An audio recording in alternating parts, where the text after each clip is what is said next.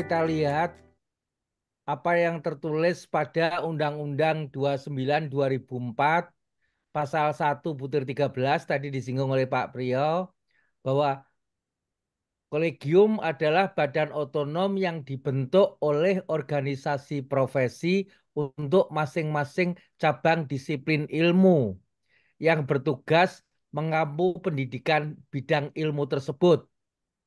Tadi kolegium memiliki tugas utama menjaga baku mutu. Tadi ya diulang-ulang di situ.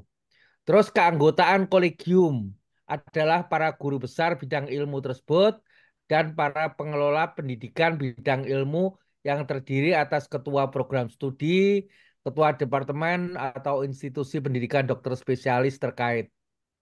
Terus keberadaan kolegium juga mengacu pada Undang-Undang Nomor 20 2013 tentang pendidikan dokter yang menyebutkan Fakultas Kedokteran sebagai penyelenggara program pendidikan bersama dengan rumah sakit pendidikan berkoordinasi dengan kolegium sebagai bagian dari organisasi profesi.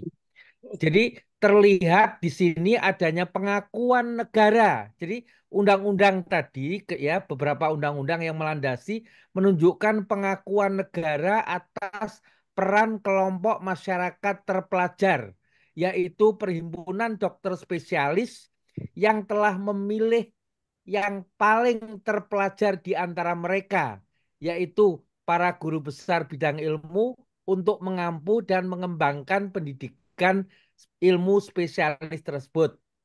Jadi rasanya tidak mungkin dibantah bahwa kelompok guru besar bidang ilmu inilah yang memang paling pantas untuk mengampu dan mengelola pendidikan spesialis.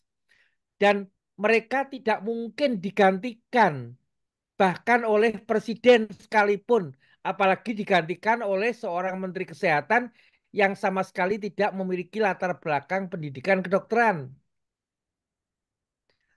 Tetapi kita lihat ya berikutnya dalam perjalanan terkait Undang-Undang Nomor 17 dalam RPP-nya tadi pasal 732 butir 1 mengatakan tadi bahwa untuk mengembangkan cabang disiplin ilmu dan standar pendidikan tenaga medis dan tenaga kesehatan, setiap kelompok ahli, tadi Pak Priyo bilang gitu, tiap disiplin ilmu kesehatan dapat membentuk kolegium. Pasal 733 mengatakan kolegium bertanggung jawab kepada Menteri Kesehatan melalui konsil. Terus pasal 734 mengatakan butir 1, kolegium diangkat dan diberhentikan oleh Menteri Kesehatan.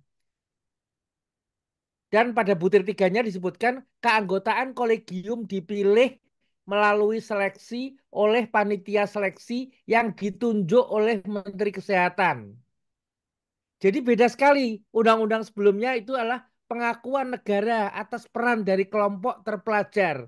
Ya, yang paling terpelajar dari suatu kelompok terpelajar, tapi di sini yang kita lihat dalam RPP dan Undang-Undang Nomor 17 ini adalah upaya mengkerdilkan peran dari kelompok terpelajar ya dalam civil society yaitu perhimpunan dokter spesialis dan para guru besar bidang ilmu dan menggantikannya dengan para petugas Menteri Kesehatan. Jadi ini suatu pola pikir yang sepertinya kita mau dibawa kembali ke zaman jahiliyah. Ya, sebagaimana kita tahu 50 sampai 60 tahun lalu tadi dari sejarah terungkap ya sebelum adanya kolegium pada saat awal-awal mulai adanya pendidikan spesialis itu pendidikan di setiap rumah sakit yang ada rumah sakit besar itu pendidikan dimulai semacam kayak homeschooling, model hospital base di mana yang ngajar juga gurunya sendiri, yang menentukan sampai di mana ilmunya juga gurunya sendiri, yang uji gurunya sendiri, nanti yang menentukan lulus apa tidak, boleh praktek seperti apa, juga gurunya sendiri di setiap center itu. Itu pernah terjadi. Ya, seperti itu 50-60 tahun lalu.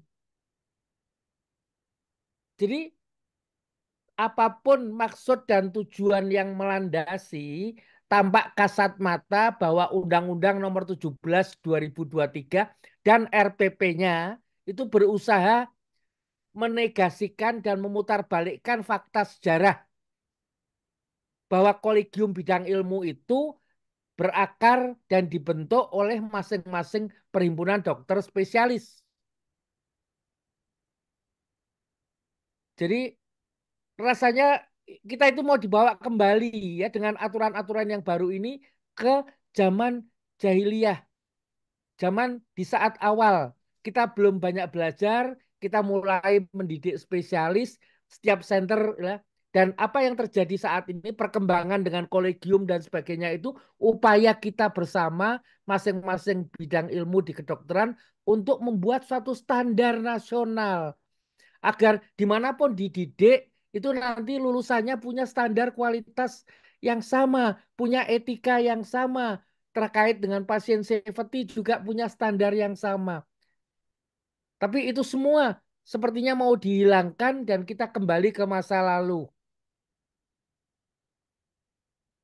Jadi Undang-Undang Nomor 17 2023 beserta RPP-nya pasal 733, 734 itu berusaha untuk mencoba menggantikan orang-orang yang terpilih di setiap perhimpunan spesialis yaitu yang dianggap paling kredibel, paling mampu untuk pendidikan spesialis dan menggantikannya dengan para petugas Menteri Kesehatan yang bekerja dan bertanggung jawab kepada Menkes dengan kriteria yang tidak jelas.